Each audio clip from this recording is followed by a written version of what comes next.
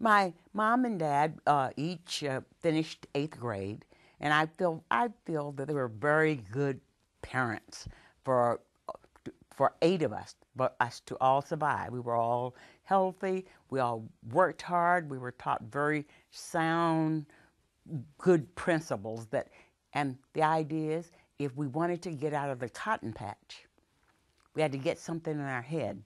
And and we all worked together, we all helped, and I started going to the fields trying to help when I was 5 years old.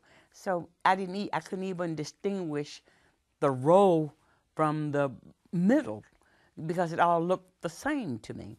But we were always out there trying to help. My dad, by the time uh, I was up and going to school and all, he, before we plowed mules. I mean, it was we had a mule crop. Later on, after he had been in the Navy and we got back from California, he got a tractor. But we were talking about years later, and he, my mother's parents had uh, owned their farm.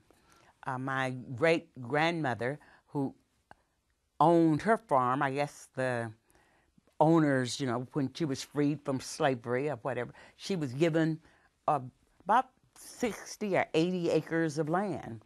And it's still called the Nan Reed Place.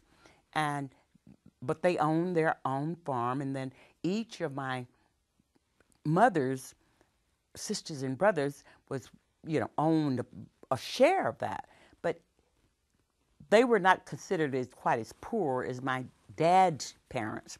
But later on, my dad's parents owned their land, and but my dad got his land by going coon hunting and selling raccoon hides in order to buy the farm that we later owned, and we still own.